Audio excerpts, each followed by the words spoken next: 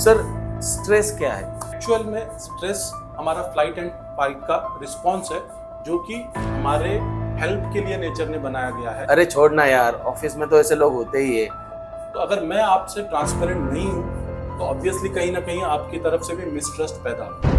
Dr. Tanveer Sheikh, from Taluka Health Officer, the public health expert, working in Public Health Department of Maharashtra for 15 years. Time for us to congratulate as we present the inspiring leader and Times of Dr. Tanveer Sheikh. उम्र दराज मांग कर लाए थे 4 दिन, 2 आरजू में cut गए 2 इंतजार में। एक तो इतनी सी जिंदगी और उसमें इतने सारे टेंशन, कब करें, क्या करें, कैसे करें, इसी में लोग परेशान हो जाते हैं। गुड मॉर्निंग टीम, मेरा नाम है डॉक्टर तनवीर। मैं पिछले 15 साल से हेल्थ एंड वेलनेस के फील्ड में काम कर रहा हूँ और मेरे पास कई लोग ऐसे आते हैं जो उनकी ज़िंदगी के स्ट्रेस से या किसी स्किल की कमी की वजह से परेशान होते हैं और हम लोग रोज़ाना उनको गाइड करने की कोशिश करते हैं। तो इसी सिलसिले में हमने सोचा कि क्यों ना हम लोग एक ऐसा चैनल शुरू करें या ऐसा पॉडकास्ट शुरू करें कि जिससे बहुत सारे लोगों तक एक साथ ये जानकारी पहुंची जा सके। और इस काम में मेरी मदद के लिए मेरे साथ हैं मेरे दोस्त प्रीतम भारती जी। इनको आप प्रिया के प्रीतम मराठी यूट्यूब चैनल से जानते हैं।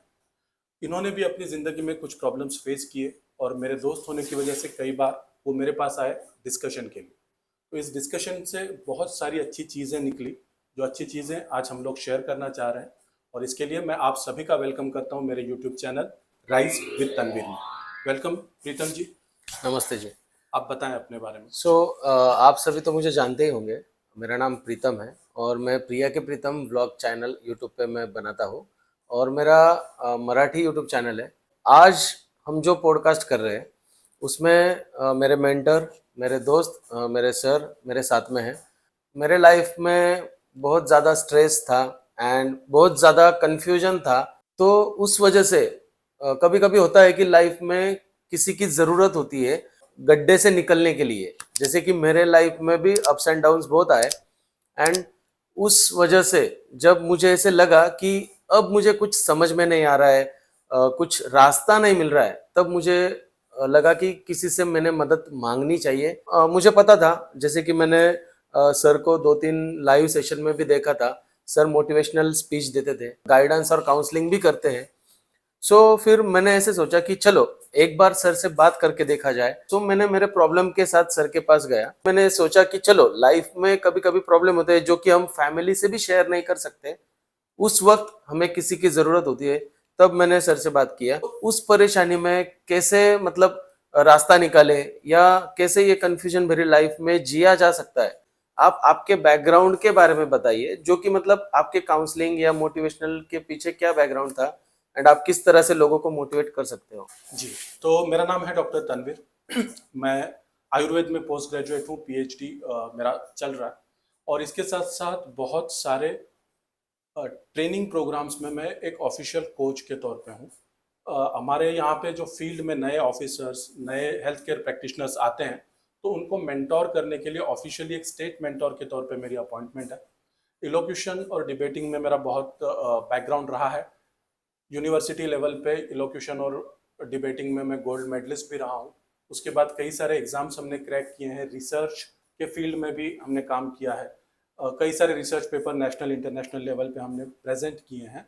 और ख़ास करके जो मेरा फील्ड ऑफ इंटरेस्ट है वो है काउंसलिंग, कोचिंग, ट्रेनिंग वगैरह। तो पिछले 10 साल से मैं ये काउंसलिंग, कोचिंग, ट्रेनिंग में भी एक्टिव हूँ और बहुत सारे जो मेरे दोस्त हैं, स्टूडेंट्स नहीं कहेंगे, हम लोग दोस्त ही कहेंगे, तो जो बहुत सारे दोस्त हैं हमारे पास आते रहते हैं। तो 1-to-1 काउंसलिंग भी हम लोग करते हैं और ग्रुप काउंसलिंग भी करते हैं और हमारे कोचिंग के प्रोग्राम्स भी चलते हैं। तो ये थोड़ा सा बैकग्राउंड है मेरा इस फील्ड का। सबसे पहले मैं एक कॉमन पर्सन का, मतलब कॉमन लोगों का एक क्वेश्चन पूछूंगा आपको, जो कि एकदम बेसिक रहेगा। सर, स्ट्रेस क्या है? जी, तो स्ट्रेस जो है वो आपका रिस्पॉन्स है, आपके बॉडी का, आपके माइंड का रिस्पॉन्स है किसी चैलेंज को, किसी थ्रेट को, किसी डिमांड को।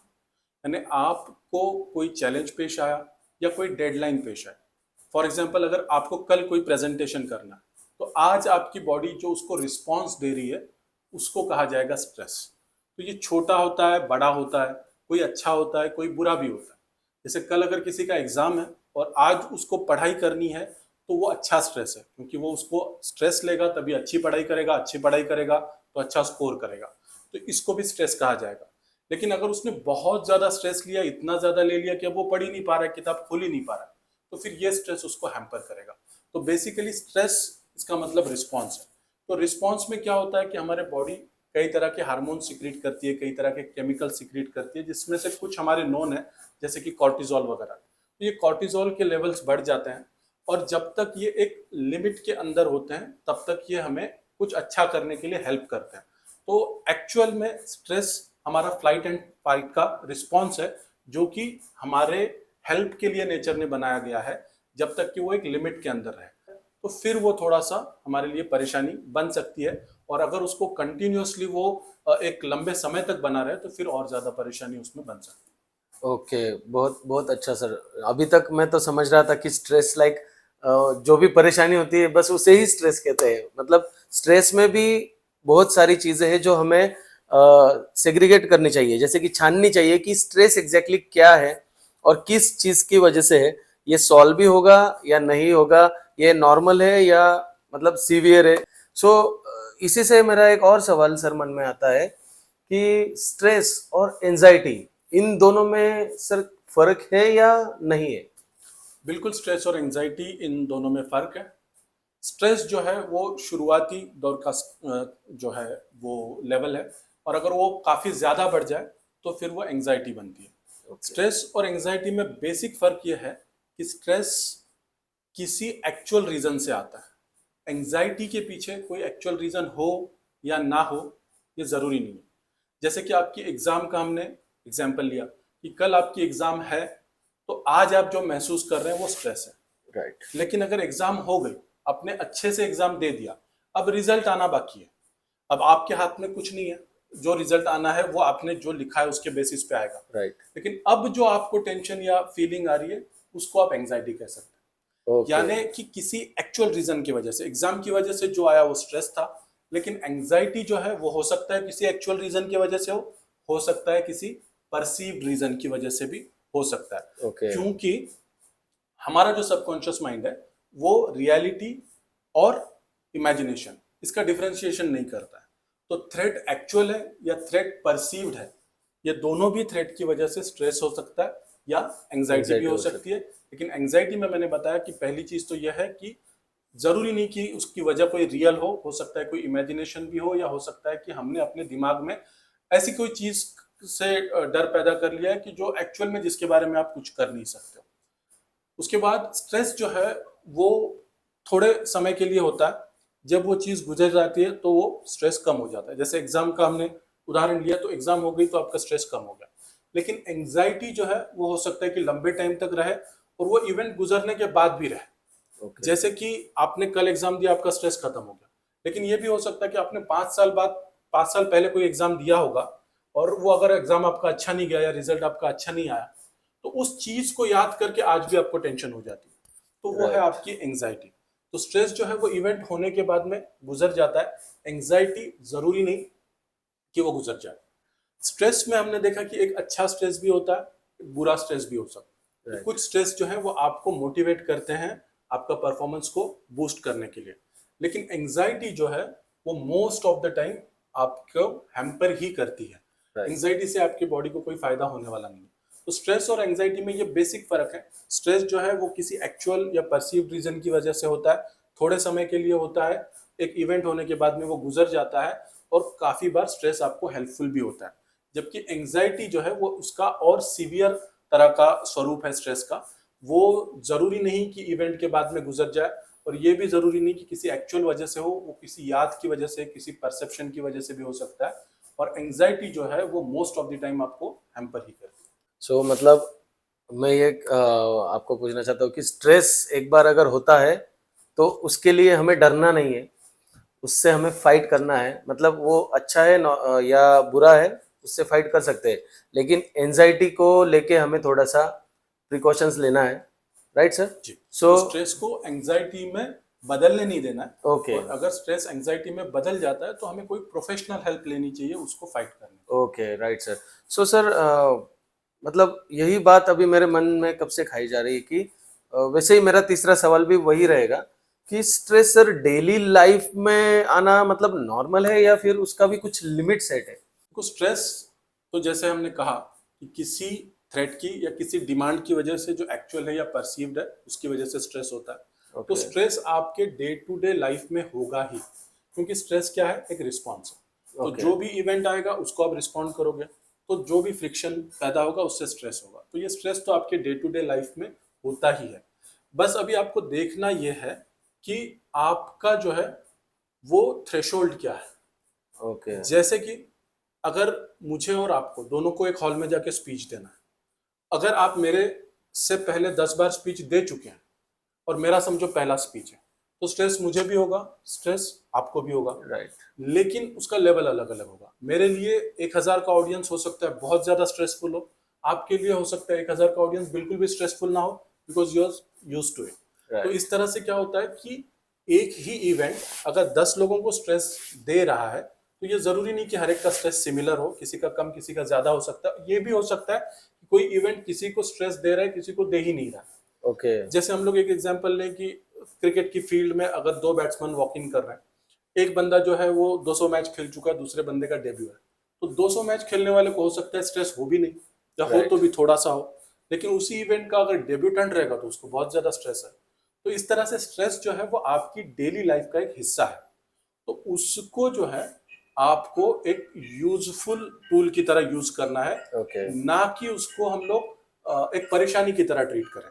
तो जैसा आप उसको यूजफुल टूल की तरह से ट्रीट करोगे तो वो आपको फायदा देगा, और अगर आपने उसको एक परेशानी की तरह से ट्रीट किया तो सीधी सी बात है वो नुकसान आपको देगा। नुकसान करेगा। बहुत अच्छी तरह से समझाया सर आपने कि stress and anxiety and the stress का डेली लिमिट भी हर एक के ऊपर डिपेंड होता है कि वो स्ट्रेस को कैसे झेलता है।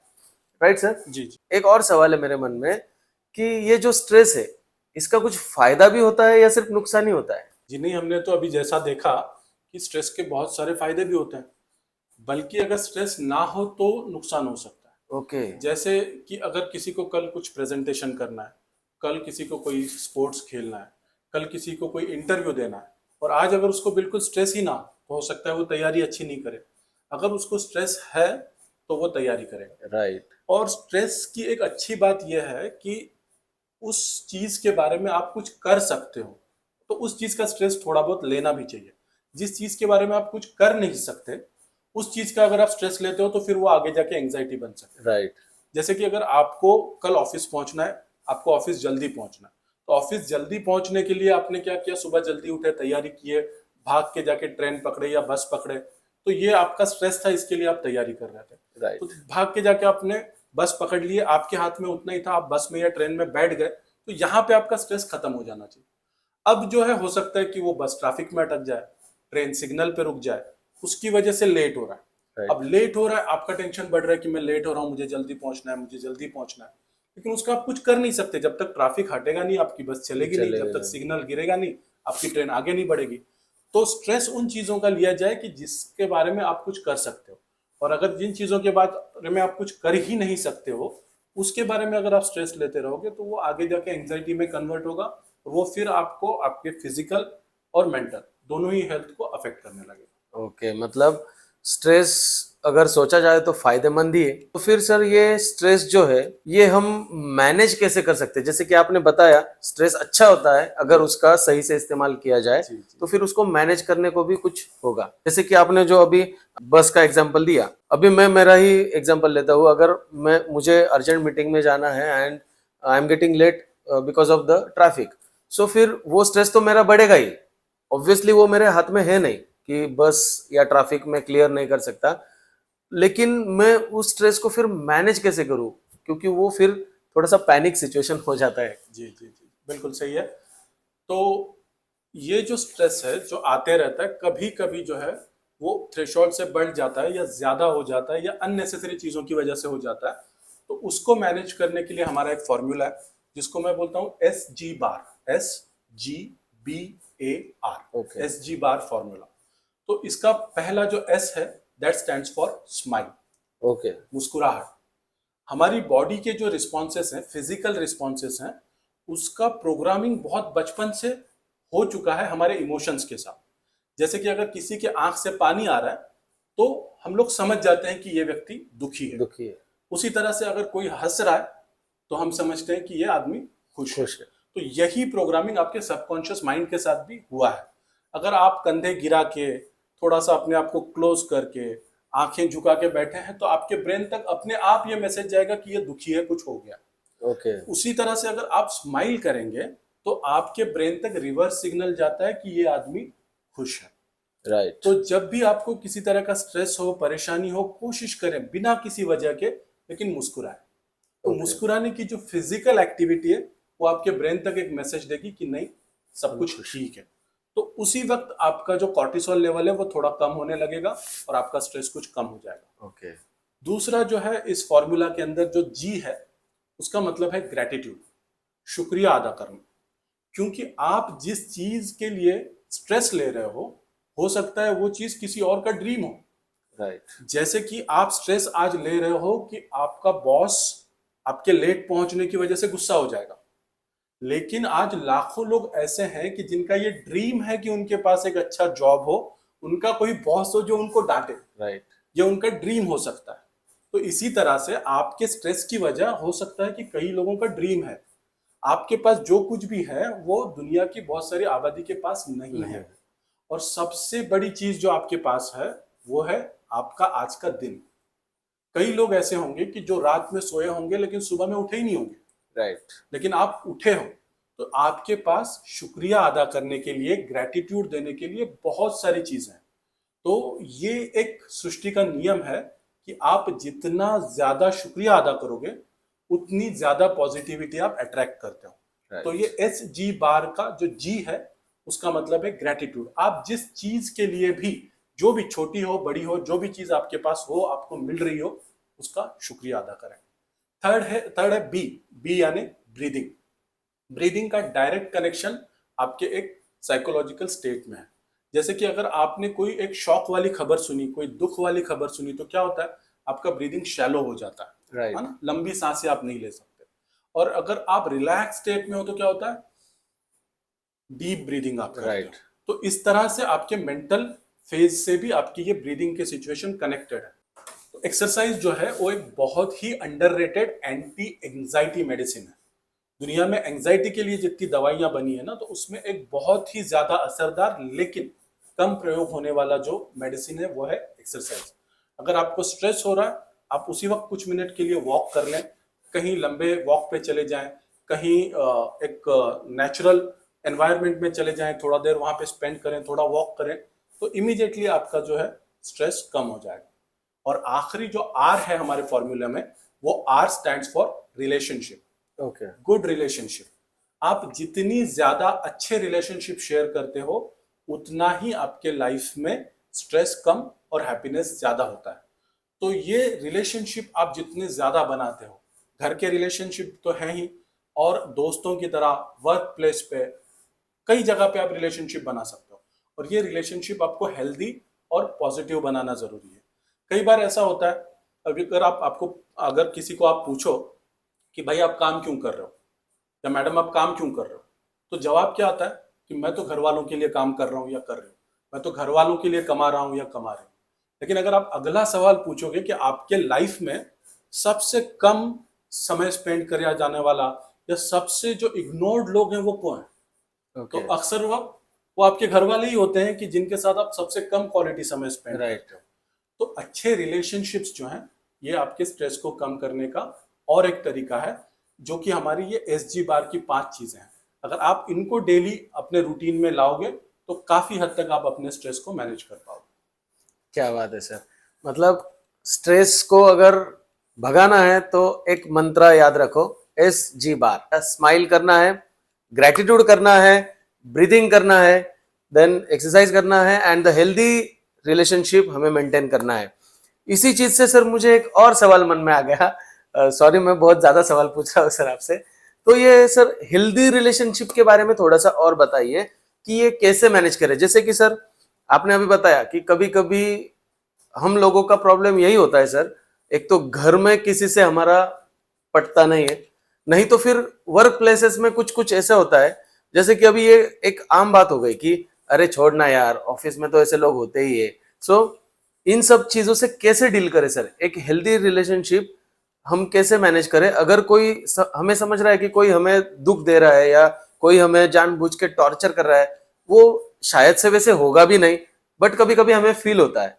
सो ये सब चीजों को कैसे मैनेज करना है? और रिलेशनशिप जो है, तो मेरे हिसाब से रिलेशनशिप में जो बहुत ही ज्यादा जरूरी चीज है, वो एक तो है ट्रस्ट, ओके। दूसरा है ट्रांसपेरेंसी, और तीसरा है कम्युनिकेशन। ट्रस्ट के बगैर कोई रिलेशनशिप नहीं हो सकती। आपका भले कोई भी रिलेशनशिप हो, हस्बैंड वाइफ का रिलेशनशिप हो, माँ बेटे का रिलेशनशिप हो, बहन भाई का रिलेशनशिप हो, दोस्तों का रिलेशनशिप हो, या और कोई भी रिलेशनशिप हो, जब तक कि आप दोनों का एक दूसरे पे अच्छी तरह से ट्रस्ट नहीं है, तब तक कुछ नहीं हो सकता। तो ट्रस्ट कैसे बनता है? ट्रस्ट बनता है ट्रांसपेरेंसी से। अगर मैं आपसे सारी चीजें क्लियर रखूं, ट्रांसपेरेंट रखूं, अच्छे से शेयर करूं, तो आपको मिसट्रस्ट करने की कोई वजह ही नहीं। अगर मैं वो चीजें शेयर नहीं करूं, कुछ चीजें छुपाऊं, कुछ चीजें बताऊं, तो अगर मैं आपसे ट्रांसपेरेंट नहीं हूं, तो ऑब्वियसली कहीं ना कहीं आपकी तरफ से भी मिसट्रस्ट पैदा होगा। तो पहले होगा ट्रस्ट, फिर होगा ट्रांसपेरेंसी, और फिर जो बहुत ही ज्यादा जरूरी चीज मेरे हिसाब से है, वो है कम्युनिकेशन। कि दूसरों तक अपनी बात पहुंचाना और दूसरों की बात सुनना। कई बार हमारे जो प्रॉब्लम्स होते हैं ना, वो कम्युनिकेशन में ही होते हैं। स्टैटिस्टिक्स के हिसाब से जितने भी डिवोर्स होते हैं, तो अलग अलग स्टडीज हैं, जो हाईएस्ट रेट स्टडी ने बताया है कि अप टू 2/3 डिवोर्सेस जो हैं, 2/3 डिवोर्सेस जो हैं, वो कम्युनिकेशन की कमी की वजह से होते हैं। वो किसी और चीज की वजह से नहीं होते, कि किसी ने बोला कुछ, समझने वाले ने समझा कुछ, जवाब और तीसरा कुछ दिया, और फिर लड़ाई शुरू हो गई। इस तरह से बहुत सारी चीजें हाथ से बाहर निकल जाती हैं। तो अच्छा कम्युनिकेशन, ये भी जो है एक हेल्दी रिलेशनशिप की एक बहुत इंपॉर्टेंट चीज है मेरे हिसाब से। ओके। तो सर ये जो अभी आपने बताया कि ट्रस्ट एंड ट्रांसपेरेंसी, लेकिन क्या होता है सर कि कभी कभी ऐसे लगता है कि किसी पे इतना भी ट्रस्ट ना करो या इतना भी ट्रांसपेरेंसी के साथ मत रहो कि फिर वो मतलब अपनी ट्रांसपेरेंसी, अपना ट्रस्ट अपने ही खिलाफ यूज करता है। जैसे कि कुछ प्रॉब्लम्स हो गए, उस वजह से फिर उसने मुझे डिस्ट्रॉय करने के लिए, मैंने जो भी ट्रस्ट एंड ट्रांसपेरेंसी के साथ उसके साथ जो भी शेयर किया था, उसका उसने इस्तेमाल करके मुझे ही डिस्ट्रॉय करना चाहा। जैसे कि ट्रस्ट हम अगर किसी पे करते तो कितना ट्रस्ट करें? देखो, इसका कोई सेट फॉर्मूला तो नहीं है कि आप इतने परसेंट चीजें बताएं या इतने परसेंट चीजें नहीं बताएं।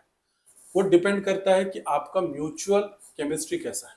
ओके। जैसे अगर आप अपने लाइफ पार्टनर के बारे में बोलोगे, तो वहां पे तो 100% चीजें शेयर करनी है, Right. क्योंकि वो म्यूचुअली बिल्कुल एकदम ट्रस्टिंग रिलेशनशिप है। अगर आप बाहर जा रहे हो, आपके दोस्त हैं, तो हर कोई आपका सिमिलर दोस्त भी नहीं होता। नहीं, राइट। कोई दोस्त बहुत करीबी होता है, कोई दोस्त बस हाय हेलो वाला दोस्त होता है। तो वो आपको उसी हिसाब से आपको अपनी चीजें उससे शेयर करनी है, और उसी हिसाब से वो म्यूचुअली जितना ट्रस्ट है। जैसे अगर मेरी और आपकी दोस्ती है, तो आप मुझसे उतनी चीजें शेयर कर पाओगे जितनी मैं आपसे कर रहा हूँ। बराबर। अगर मैं मेरे जिस लेवल की बातें आप तक पहुंचा रहा हूँ, तो आपको भी समझ लेना चाहिए कि आप वहां तक की बात मुझसे कर सकते हो। ओके। और जिस चीजों के बारे में मैं आपसे बात नहीं कर रहा हूँ, तो आपको भी कोई जरूरत नहीं है कि आपके लाइफ के उस हिस्से के बारे में आप मुझसे बात करो। ओके। लेकिन ये भी चीज है कि दुनिया में बहुत सारी चीजें गलत होती रहती हैं, एक्सीडेंट होते रहते हैं। तो एक बार अगर आपका एक्सीडेंट हो जाए, तो इसका मतलब ये भी नहीं है कि आप सड़क पे चलना छोड़ दोगे। आप ये करोगे कि अगली बार थोड़ा प्रिकॉशन ज्यादा लोगे, लेकिन सड़क पे तो निकलोगे। राइट। तो इस तरह से कभी आपको शेयरिंग की वजह से या ट्रस्ट की वजह से कुछ नुकसान भी उठाना पड़ा, तो इसका मतलब ये नहीं कि आप ट्रस्ट करना छोड़ दोगे। ये है कि आप थोड़ा और केयरफुली ट्रस्ट करोगे, लेकिन ट्रस्ट तो करना पड़ेगा। तो जब आप करोगे, तो ये आपके रिलेशनशिप बनेंगे, और जितने अच्छे रिलेशनशिप बनेंगे, उतना आपका हेल्दी लाइफस्टाइल बनेगा।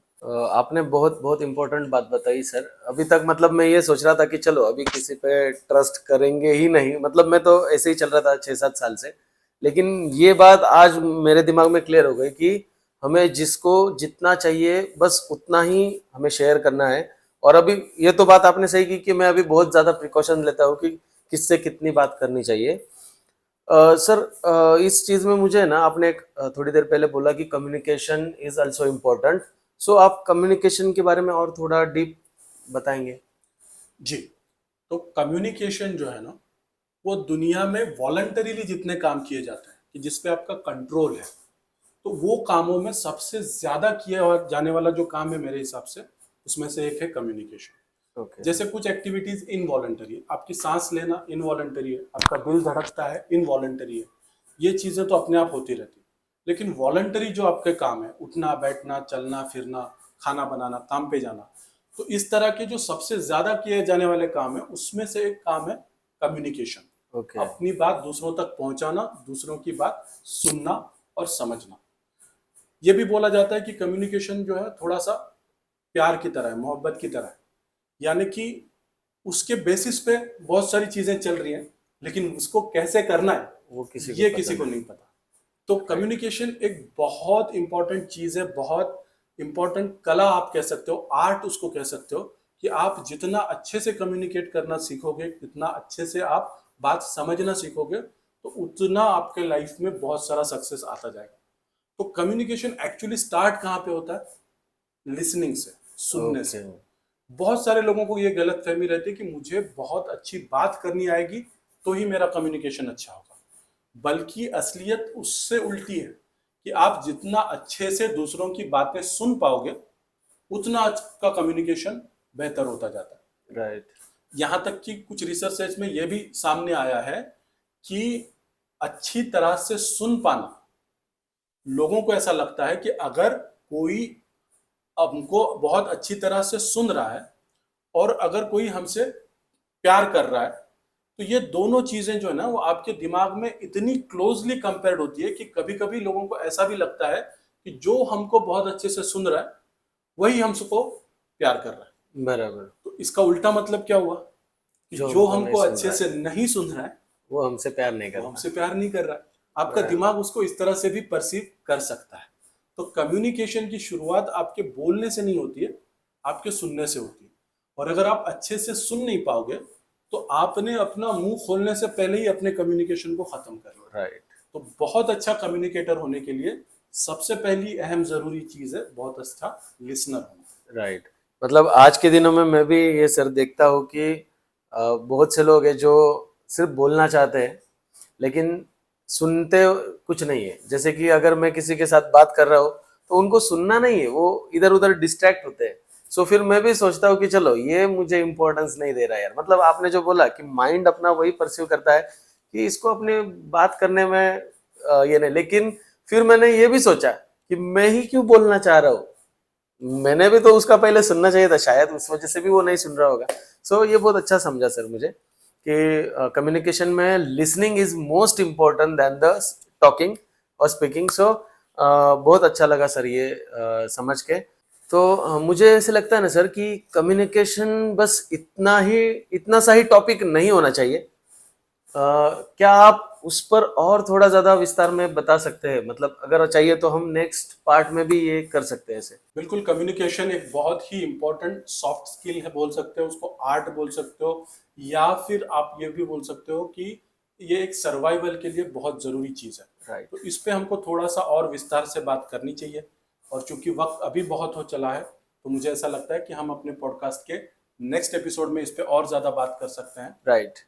तो सर मैं आपके दर्शकों को कहना चाहूंगा कि आपको अगर ये पॉडकास्ट अच्छा लगा हो, थोड़ा सा भी इससे आपको इन्फॉर्मेशन मिला हो एंड आपको लगता है कि ऐसे और टॉपिक्स सर के सामने आने चाहिए, तो कमेंट में जरूर आपके सवाल लिखिए। आपको ये पॉडकास्ट कैसे लगा? अगर अच्छा लगा होगा तो एक लाइक जरूर दीजिए, और आप चैनल पे नए होंगे तो प्लीज सब्सक्राइब कीजिए। ऐसी इंफॉर्मेशनल जानकारी आपको बहुत मुश्किल से, वो भी फ्री में मिल रहा है। एंड कुछ भी सवाल हो आपके, कुछ भी, सो आप just drop your question in the comments. So sir आप उनके जवाब दीजिएगा। हम नेक्स्ट एपिसोड में मिलते हैं कम्युनिकेशन को लेके। सो चलिए sir, thank you so much, बहुत अच्छा लगा सर। मिलते हैं नेक्स्ट एपिसोड में।